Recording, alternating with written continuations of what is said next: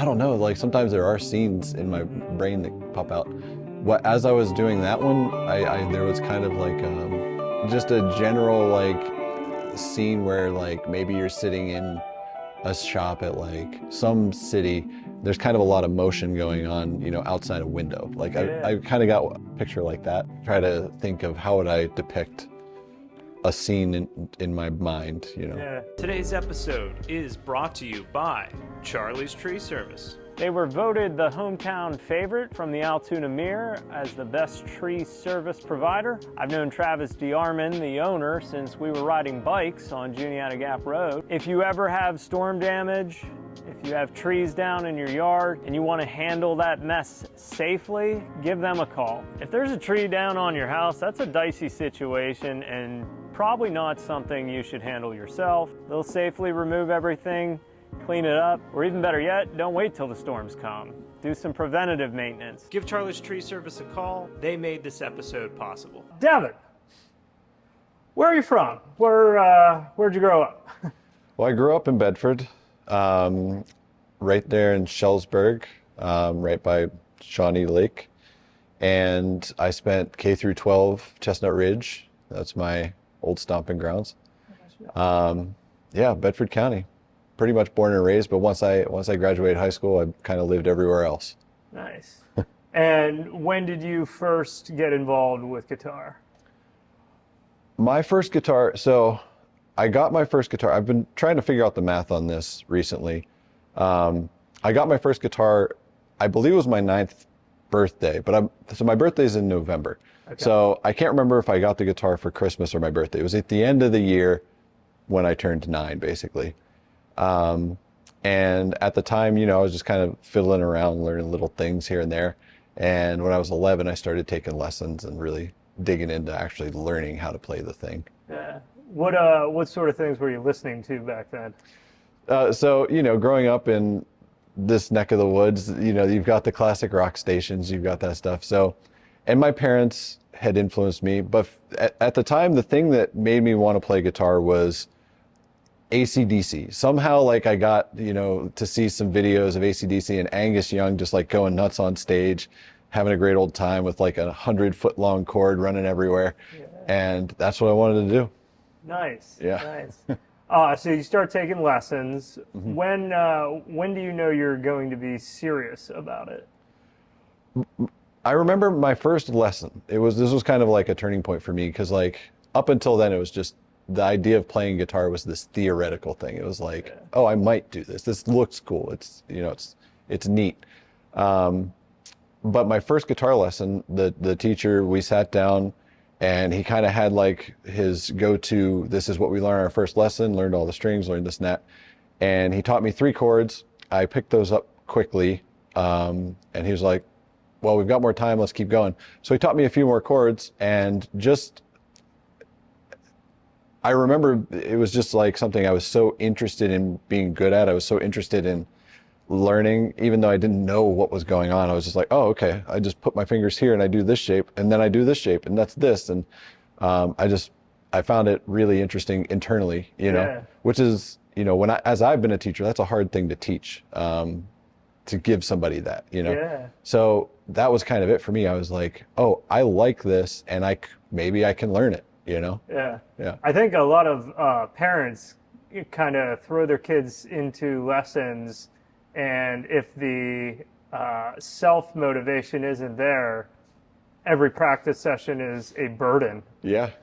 But yeah, it helps to be willing to sit down and get better on your own time. And yeah. Were you doing that instead of playing video games? Or?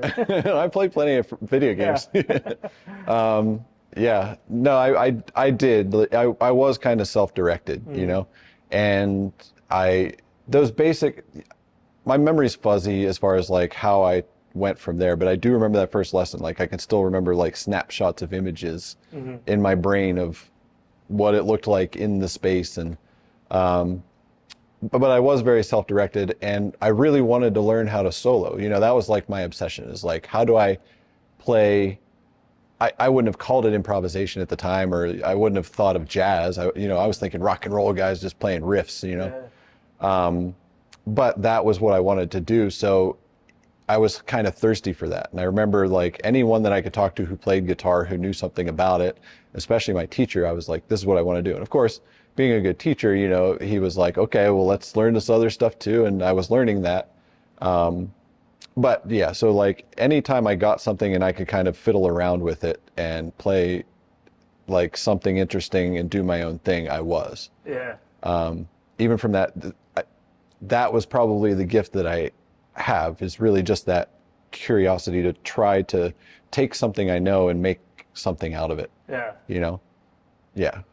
So you have a teacher, a real life teacher. Mm-hmm. Is this before the days of YouTube? Yes. Actually, I remember YouTube was still like a thing that it was possible to search something and it not be there, Yeah. you know, in college. So, you know, this was long before that. Yeah, we didn't have YouTube. I mean, there were like lessons on DVD and stuff like that. Yeah. But no, this was like one-on-one. You learned either from being in the room with somebody or watching videos and trying to learn by ear, you know? Yeah. So it was good. Yeah, it was a good time to learn. When are you deciding that you're going to perform in front of people? That's a good question. I didn't really start getting in front of people with the guitar until high school. So, you know, I probably went a good 6-7 years, and then I joined my first band in high school. So this would have been like 10th grade. I was in a band called Valley Road. And it was cool because, you know, it was me and 3 other buddies, and our singer, he really liked to write songs. So we weren't just playing covers. We did play covers. We played, you know, pop punk and some alt rock and stuff like that. Some classic rock, 'cause that was my influence. I wanted to play the classic rock.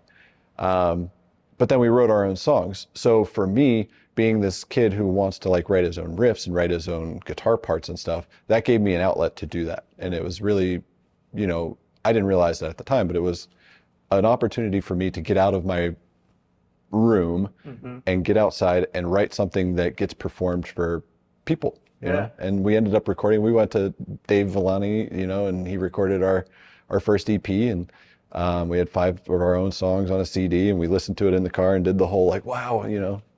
Yeah, on a real CD. Yeah. Okay. Yeah. Is this a recording studio somewhere down in Shelburne? In Altoona, actually. Oh, okay. Yeah. I forget the name of the business, but Dave Villani is the guy. Nice. So, Nice. Yeah. The places you guys are performing, is this in somebody's house, or is this, did you get some venues, or? So I don't know if you remember the venue in Bedford called the Noteworthy. Okay. They were active for a handful of years. And it was kind of like, for Bedford, it was the spot for the scene. You know, you had the hardcore bands that were coming through. You had the punk bands that were coming through. You had like local and regional touring, you know, groups would come through. You had the pop punk. They did a little bit of everything. So it gave us an opportunity to play there a few times. That was probably the most venue-y venue we played. Yeah. But we did all the fairs. We did all the, you know, like any opportunity where like a band could be like, hey, we're a local band, can we play? We would do those. So yeah.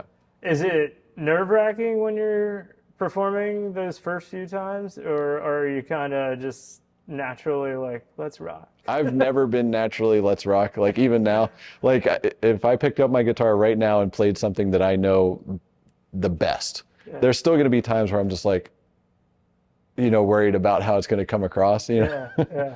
So no, like I was definitely a nervous performer, and I've always have been, but I've learned how to like deal with it. But at that time, you know, I was like, yeah, you know, it was good that I had my bandmates, you know, because like when you're in your little bubble that you've been practicing. Like we've been practicing in our drummer's basement, and so like we would lock in, and I would find as much comfort as I could. But you know, far from being an Angus Young on stage, I was more like the guy who was kind of like, and I would like tap my foot a little bit, but so yeah, I was a little reserved, I would say. Yeah. Did the band stay together? No, we all graduated, went to college. The last thing we ever did was our bass player went to Penn State, and Penn State does this battle of the bands, I think still, and we got we threw our hat in the ring for that, and that was the last thing we did together. And that was kind of like, okay, we're all at college at different places, and it's just hard to keep it together. Sure. So you go off to college. What happens then as far as guitar and the development you continued with? Yeah, so the obsession continued, but in a completely different direction. And again, even further from Angus Young and AC/DC, I went to study classical guitar. So Mansfield University in northern Pennsylvania, I went there. They have my idea at the time was I was going to study music, but it was going to be music business. And my thought was like, maybe I would eventually open a store, get into something,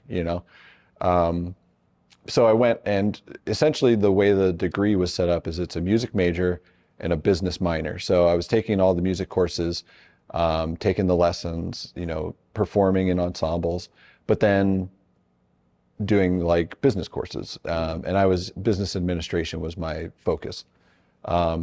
So as far as guitar goes at that time, my obsession just kind of shifted.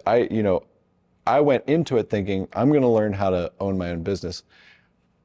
Classical guitar, I just have to do it because that's what they offer. That's what I have to do. That's the only way I can be a music major is play guitar, and it has to be classical guitar. But, being my brain being the way it's wired, it was like, oh, this is cool. I like this. Yeah. And even though it was hard, it was hard at first to read music. I struggled for probably 2-3 years to read, more than one note at a time, and to get it to turn that into music that I could perform for other people. But that challenge was very interesting to me. Yeah. And I liked that, and I loved the repertoire. Just the virtuosity of even like basic pieces of music it was always a really good challenge for me. Yeah. And I don't think I always did it well, but it was always pushing me to like play better. What are you currently up to? So recently, actually not super recently, but over the past decade, really, I've been really interested in improvisation. Not necessarily a specific type of improvisation, although like I find all types of improvisation interesting, whether it's jazz or bluegrass or folk, or even like, music from all over the world. I find just the act of understanding the components of a specific type of music enough that you can freely make sound in it. I've been interested in that, but that kind of came about through there is you can call it genre of music that is specific. It's small, and not a lot of people always get a chance to see it. And a lot of people, I think, would probably think it's very weird music, but it's experimental avant-garde, which has connections to the classical music tradition, which means that somebody who studies classical music in the United States or in other places, Western classical music, will eventually have the opportunity to study 20th century and 21st century music. And there is a very strong stream of music that is written by composers that incorporates improvisational elements. And I got really into this as a performer, a soloist, and playing in chamber ensembles when I was when I did my master's. That's kind of where I became really excited about it. Yeah. And then I moved to Pittsburgh and got a chance to work with a handful of ensembles who were doing the same type of thing. Grassroots kind of, ensembles that are trying to make a name and create a scene. And it gave me the opportunity to do this music. So I really loved that. And so I started looking for those pieces and those composers who were doing things that would kind of challenge me to incorporate this improvisation. Yeah. So at that time, this was about, I lived in Pittsburgh from 2012 to 2014 2016 to 2019. So in that period, I started just toying around with my own thing. Like I would get kind of obsessed with a texture or an idea that I saw, another composer or performer do, and be like, huh, that's interesting. So I would just kind of toy around with it in my practice room, and started getting to the point where I was like, oh, I like this. This is fun. I enjoy the challenge of thinking up the structure that I'm going to work with. Or, I might make a chord progression and just kind of use that as a springboard. I wouldn't say anything was earth-shattering, but it was just interesting to me. So I started digging into that and making these little improvisations. And I would make videos just to have fun because I was trying to, learn how to do that. And so that's kind of where it started. And then my life took some twists and turns, and I made it back to Bedford and moved back home. And really at that point, I went in a new direction musically, but I kind of still had this interest in instrumental music. So over the past, I started doing what I'm doing for the show here at Arts Altoona a little over a year ago. I remember it was kind of the end of the year in 2024. I was just like, I'm having fun just improvising. I'm having fun taking my inspiration from all this music that I like.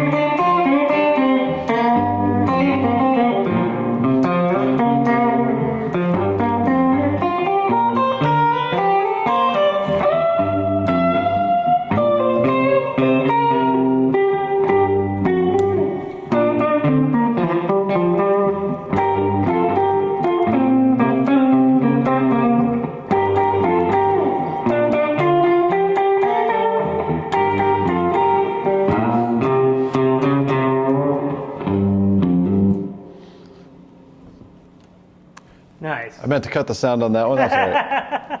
And I love jazz. I love the blues. I love alternative music. I love funk. I love all these musics. And what I can't do is be a serious player in every genre. I can't do that. But what I can do is take inspiration from something in one of those genres that I like and pair it with this experimental, improvisational approach to what I do. Yeah. And so what that does is it allows me to push myself as a player, not necessarily, no, I'm not going to become a jazzer right now. I would love to at some point, like really dig into jazz and get it. But I'm going to take a little piece of that, something that I'm seeing, incorporate it into my playing and try to challenge myself to play something that I can't play really well right now. And give myself the opportunity to do that.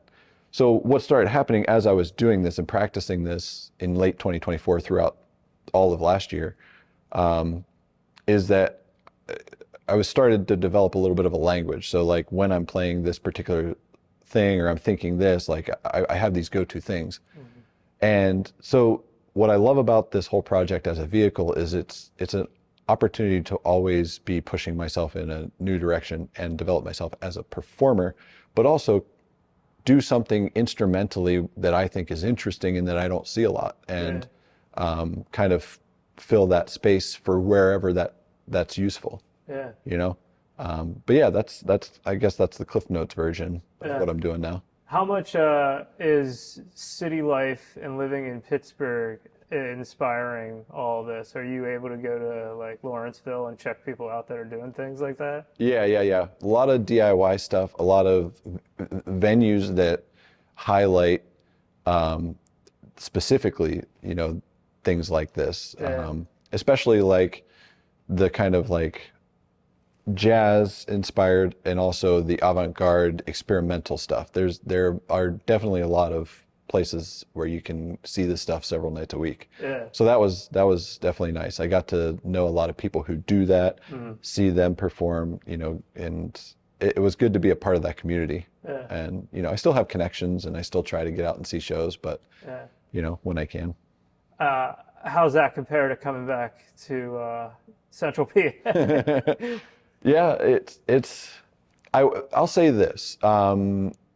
There is a robust creative scene in our region. There are fantastic artists, there are fantastic musicians. And because I have such a broad appreciation for creativity and art of all types, I'm taking inspiration of being a part of this community.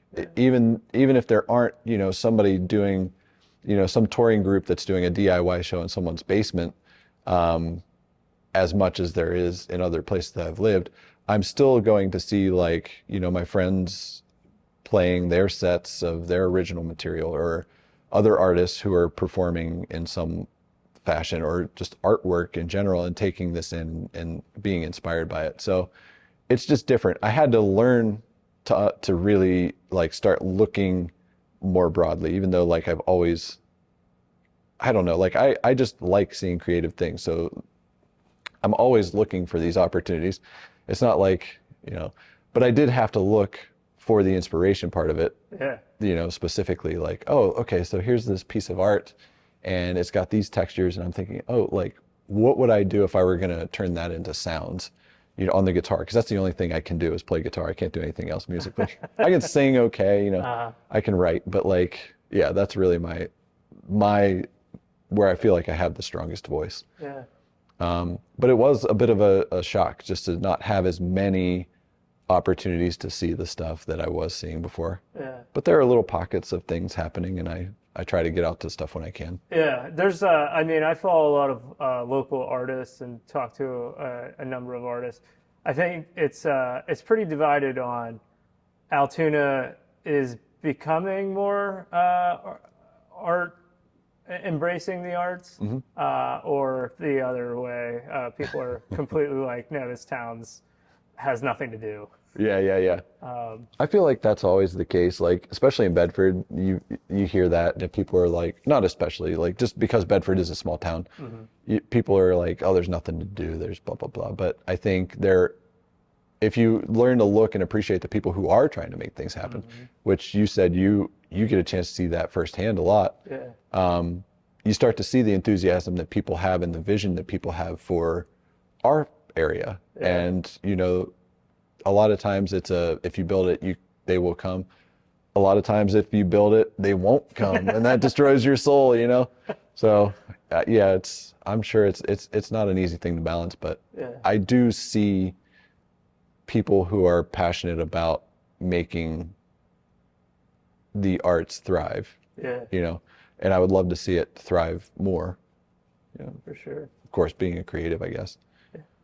The performance that is going to happen, is it next Saturday? Something like The 24th, January 24th. that? January 24th. What are we going to be seeing if we come that night? So my idea there was, I again, like seeing all my friends who are performers who do really cool things. I just wanted to do something that highlighted the guitar. And I've seen several musicians who have a very refined guitar style. And I just thought, wouldn't it be cool to put a handful of performers back to back who have a different approach, but it's all centered around guitar playing. And of course, it gives me the opportunity to do this project. So I'll play a little set of my improvisation stuff, but then Dylan Miller, who is based in Huntingdon, he's a blues enthusiast, historian, musician. He also is into all kinds of other music as well, but that's how I've come to identify him as a player on the guitar.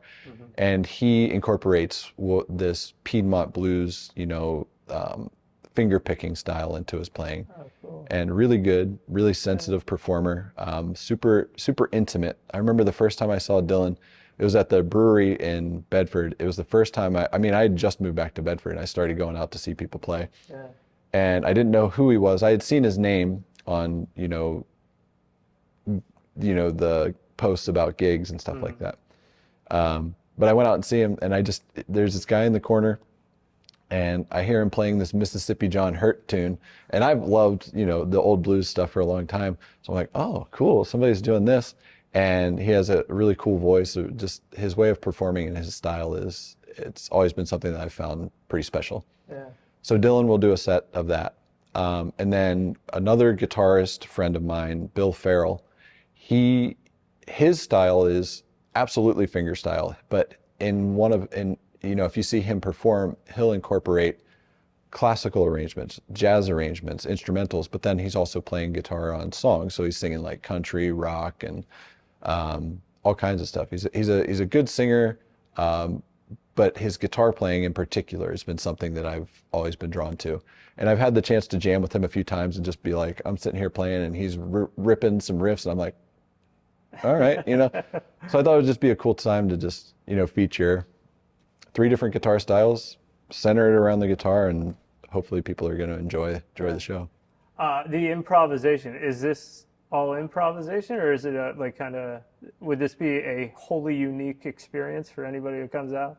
Never see it before, never see it again? For me, as far as my set goes, yes. I mean, I do have tunes, so I have, they're structured. This is generally what I'm aiming for. There might be some specific phrase that I play, but then build off of, like you would with jazz or bluegrass or something like that. But then I have others that are more like a textural idea, or, I'm using the effects and just kind of playing with whatever resultant textures come out of the effects. Whatever they're doing, I'll respond to that. Yeah. So as far as my set goes, yes. Bill and Dylan will be doing, songs. So they're probably a little more fleshed out and specific. Okay. But I mean, it's going to be a one-of-a-kind show for sure. Nice. Yeah. Nice. I, have a number of conversations with my guitar and music friends, and since you are in that, I'll ask just your thoughts on where we are in the world with music. And the other day somebody pulled up an AI generated version of live Lightning Crashes, but Oh, wow. it was like it was soul style, and it sounded perfect. I mean, it didn't just sound like expect what you'd expect it to sound like. It sounded like there was almost like improvisation in it, and like all these like surprise elements in it. And I was like, wow, that is really well done. Are you having that sort of conversations when you see what the computers are spitting out these days? Yeah, I mean, I think I kind of understand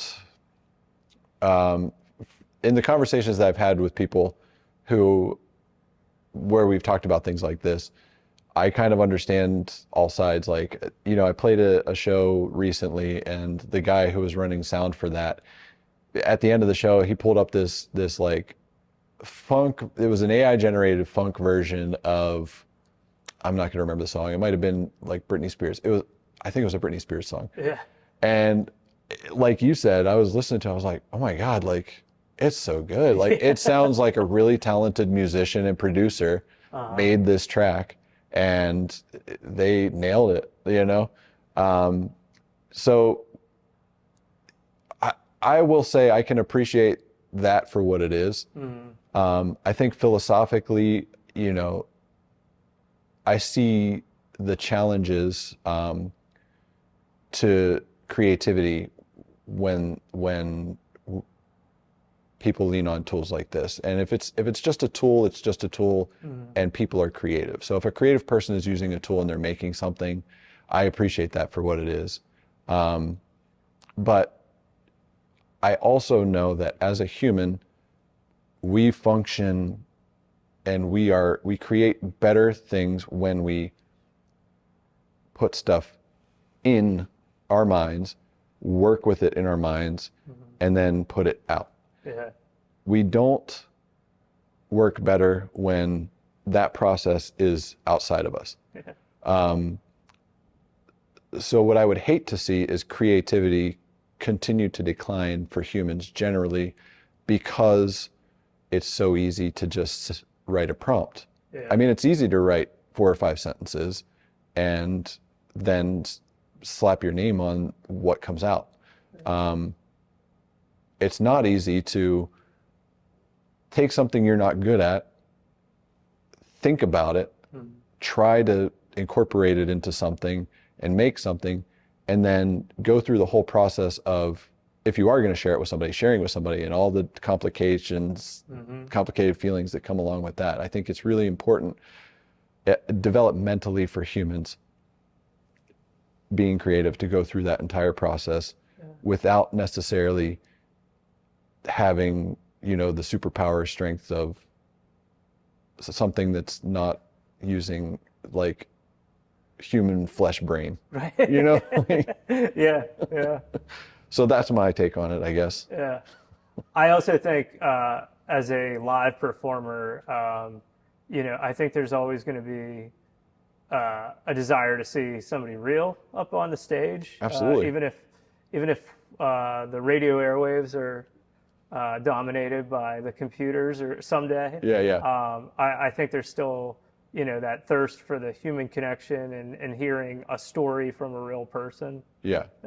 Yeah, I think the thing about being human is, like, for all the things that are the best things about our experiences with humans, there's always going to be the negative things. So, like, I mean, we could talk for hours about this, I guess, but I agree with what you're saying. Is like, I think seeing people do what they're doing is fundamentally the thing that I love about any interaction I have with any arts in general, whether it's watching TV or movies, or listening to songs on the radio, or especially going to live performances or art, shows or performances of any kind.